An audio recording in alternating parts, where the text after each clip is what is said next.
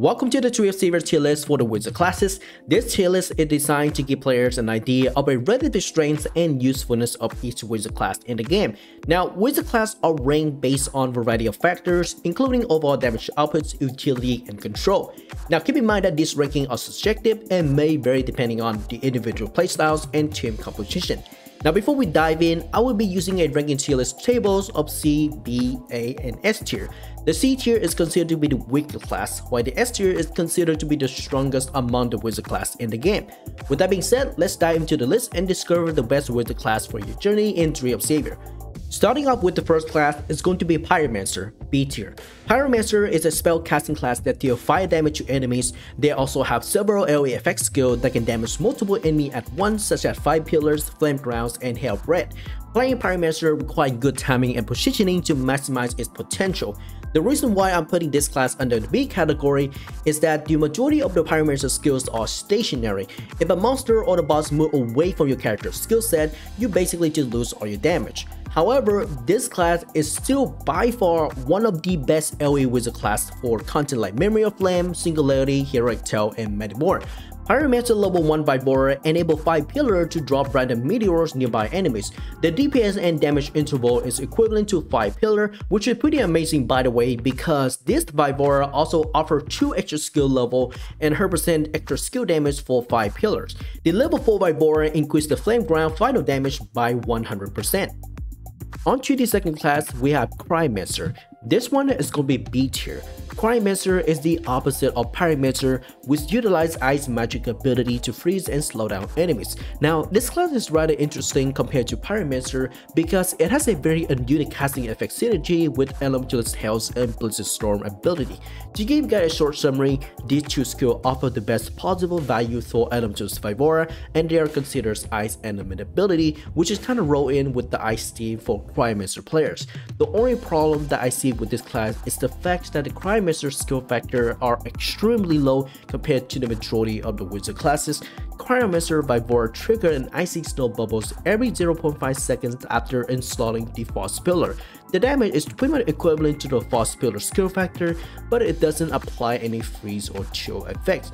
Another problem that I see with this Vibora is the fact that the casting inker doesn't really increase its damage. At level 4, Cryomancer get a double hit effects for the Icy Bolt ability. On to the third row, we have Psychokinos. This is going to be B tier. Psychokino is the hybrid DPS and crowd control class with a narrow playstyles. It's also a great hybrid class for both solo and party content. This class has a lot of AoE damage skills such as casting Magnetic Force and Heavy Gravities for AoE damage, using Raise for crowd control and Gravity Pole for heavy channel damage burst. Psychokino's Psychic Pressure also has a very interesting interaction with Cryomancer Ice Wall, which releases multiple shards for damage. Psychokino Vibora apply a knockdown and knockback immunity while casting the Gravity Pole skills. It also costs the skill to strike in advanced shapes, dealing 50% of Gravity Pole's current skill factor and hitting up to 5 times at the end of the channels. The skill also pull monster per hit, but the damage is not boosted by Dahlia channel inkers. Level 4 Vibora increases Psychic Pressure number of hits by 1. Next up, we have Alchemist, C tier. Now, unfortunately, I have to put Alchemist in the C tier because this is not a PvE classes. It is more like a utility classes that offer different skill set that can craft potion, items, or roasting gems. This class doesn't even have Vibora, so I cannot really measure the usefulness of this class has to offer, but maybe in the future we can come back to this class if the development team ever decided to rework or change the Alchemist. Coming right up, we have Sorcerers, A tier. Sorcerer is a summoner class that heavily focused on a very specific type of summon, such as using monster and boss cards. It is also one of the most unique classes in the wizardry. They also have a wide range of skill options to choose from, allowing them to adapt to a different situation and playstyles. However, Sorcerer is also one of the most expensive classes in the game because of a legendary card like Guillotine. Now, Sorcerer Vibora enable the class to keep a secondary summons card on the battlefield after using evocation, and it lasts up to 10 seconds. Level 4 Vibora reduce evocation cooldowns by 10 seconds, which allow your character to spam evocation more often. Next up, we have Chronomancer. This one is going to be an S tier class. Chronomancer has to be one of the best wizard class in the game right now because it offers the best skill set that synergize with every single wizard class out there. We're looking at skill like Pass, which reduces the cooldowns of every single skill. We're looking at Quick Cast, which reduces the casting time for the casting class like Runecaster, Elementalist, Cryomancer, or Onmyoji. It also has a debuff that steals enemy movement speed, Bats Masking to reset the Magic Circle skill, and much more. Chronomancer Vivora provide extra damage boost based on the level of Quick Cast. Level 4 Vivora activate a Time Clutch after using the slow skills, which slow down the enemy cooldown but also dealing extra damage. In my opinion, the level 1 Vivora is actually pretty good for your character, while the level 4 Vivora focus on PvP content. Next up, we have Necromancer. This one is going to be between B tier and A tier. Necromancer is a 100% pure summoning class that heavily focused on summoning undead to deal damage. It's a really fun class to play if you're into summoning theme. One of the things I do want to point out about Necromancer is that this is not a core DPS class. You do have to pick up Sorcerer to maximize out its summoning damage.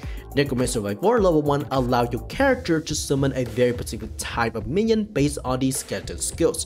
Level 4 Vivora increasing Necromancer's summoning status based on 20% of the summoner's SPR status. Now, playing Necromancer without Sorcerer would put this class into a B tier category, while matching up the Necromancer with Sorcerer will set you down for A tier.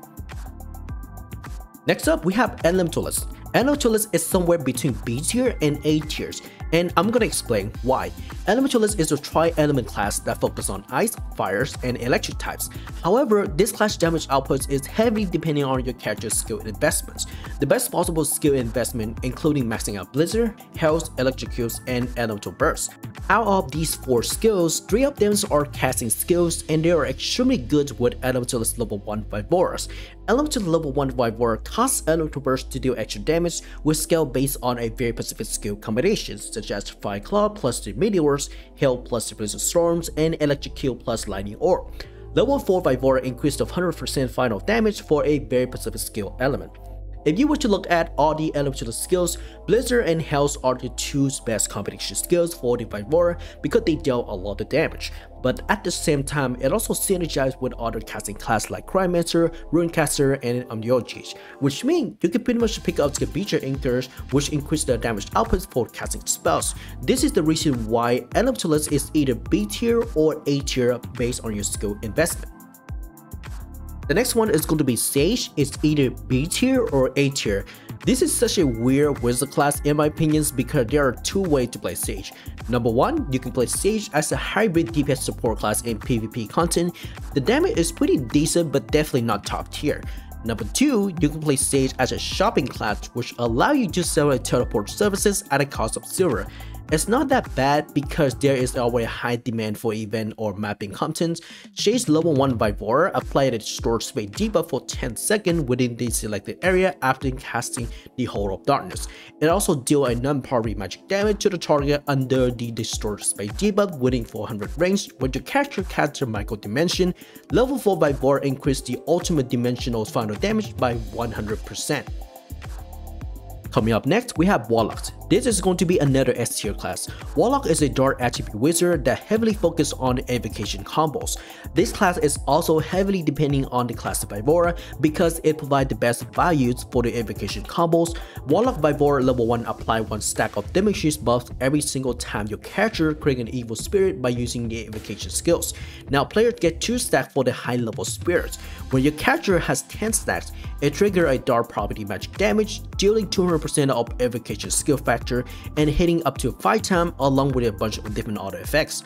More importantly, the level 4 Vivora increased the Demon Splash final damage by 100%, but also increased the number of spirit by 5. Now player also has a 50% chance to create an evil spirit when dealing damage with the Demon Scratch skill. Next up, we have Featherfoot. This is going to be a C tier class. Featherfoot is probably the weakest wizard class right now, but it has a very unique playstyles. Based on my experience, Featherfoot's skill factor are way too low compared to other wizard classes. Featherfoot by Warlock level 1 create an aura around your character during the Curse of Blood skills. It damages enemy every 2 seconds, equivalent to the Nagundi skill factor, but also reduce the Featherfoot skill cooldowns by 1 second every time you defeat enemies with the Vivora effects. Now, level 4 Vivora increase the block additional damage rate by 10%, which is not bad in my opinion, but it's not that great either. Coming after the Featherfoot, we have Rune Caster. This is going to be in an A tier class. This is a pure combo casting class. You are going to spend a lot of time tracking all your skill combination to maximize out the damage output. Now, Rune Caster had 2 different playstyles. You can either play Rune Caster as a casting class or a channeling class. However, based on my experience, you are better off playing Rune Caster as a casting class. Runecaster Vivora level 1 increase the casting stacks up to 5, and each stack increase the Runecaster damage by 20% per stack. Your character automatically consumes 3 stacks and reset the cooldowns of Rune of Rock after casting the skills. Level 4 Vivora reduce the Rune of Justice cooldown by 15 seconds, which is pretty convenient to keep up the casting stacks 24/7. Next up, we have Shadowmancer. This is going to be B tier. Shadowmancer is a dark attribute wizard with a bursty skill effects. Based on my experience, this class is heavily depending on the Vivora, and it is very difficult to play this class without it. Shadowmancer level 1 Vivora increase the number of hits for the Shadow Thorn by 1, and cause the skill to hit 5 nearby targets. Level 4 Vivora reduce the cooldowns of Shadow Condensation by 15 seconds. Now, the skill factor are actually pretty decent, but it is definitely do require some buffing in the future update if Shadowmancer want to compete with other wizard classes. Next up, we have Onmyoji. This is going to be in an A tier class. This is a pure casting class with a lot of AoE damage skills. It's probably one of the best starting class for wizard due to its nature, big AoE mobbing powers, and low cooldowns. Onmyoji Vivora level 1 double the number of hits for the Holding White Tiger skill, but also applying a debuff that increases Onmyoji's skill damage output by 100% for 5 seconds. Level 4 Vivora increase Wing Shikigami final damage by 100%. Next up is going to be the third S tier class, and that's going to be Taoist. This is by far one of the strongest wizard class thanks to its class Vivora. Taoist Vivora level 1 apply a Villaging Charm effect to all the Taoist rank 1 skills, which include Divine Punishments, Flame Radiation Charms, and Creeping Death Charms. The following effects are insanely good, and the level 4 Vivora make it even stronger. Technically, you have a lot of options here to build Taoist. You can either max out the rank 1 skill for Taoist to capitalize the Vivora effect, or you can focus on Magic Circle skills to combo with Chronomancer Blast Masking effects. Coming up next, we have Bokor. This is going to be an A tier class. Bokor is a dark attribute wizard class that heavily focused on applying debuff to maximize out single target damage burst with Dabala. Bokor Vivora level 1 applying a debuff to our target for 5 seconds after casting Dabalas. It also increased number of Dark Force stacks during the debuff by 1, and dealing additional damage at the end of the debuff duration, hitting up to 4 times of 75% of Dabala's skill factors. Player can also increase additional damage effect by 20% per debuff cast by Bokor, and it can go as high as 60%. Bokor level 4 Vivora increased FHE final damage by 100%. Coming up next, we have Terramancer. This is going to be the 4 S tier class. This is another pure casting class with a lot of damage outputs. Terramancer also has a few crowd control skill with either stuns or pulling effects. The reason why Terramancer is an S tier class because Terramancer Vivora trigger additional Stone Shower skills every single time Terramancer land a crit attack with Sandblast. However, it also has a 15% chance to trigger Stone Shower even if it's not crit. Keep in mind that Stone Shower has a 10% chance to stun with max attributes, and Terramancer also has 20% minimum crit chance attributes, which give your character more chance to trigger the Stone Shower with the Vivora. To make it even stronger, the level 4 Vivora increased the number of hits for Honor Golem by 3. And lastly, we have Keraunos. This is going to be another S tier class. This is by far the strongest wizard class right now for the wizard tree. It has a very interesting niche combo compared to other wizard classes. By far, this is the only wizard class that requires basic attacks. Keraunos has a skill called Electric Currents, which utilize basic attack for various effects. Players have a 3% chance to trigger a spark buff. The buff won't consume the Keraunos skill cooldown when activating any of the Keraunos skills. Players can also apply a debuff against enemy for various effects depending on skills. It also resets one random skill at a 3% chance when using the basic attacks. Keraunos by Warlock delete the effects that remove the current debuff from the lightning spear. It fire additional lightning spear against single target enemy and fire other nearby targets. Level 4 by Warlock increase the static field final damage by 100%. Alright fellas, that is all for today's video. Thank you so much for watching. My name is MMORPG and I will see you all in the next videos. Later!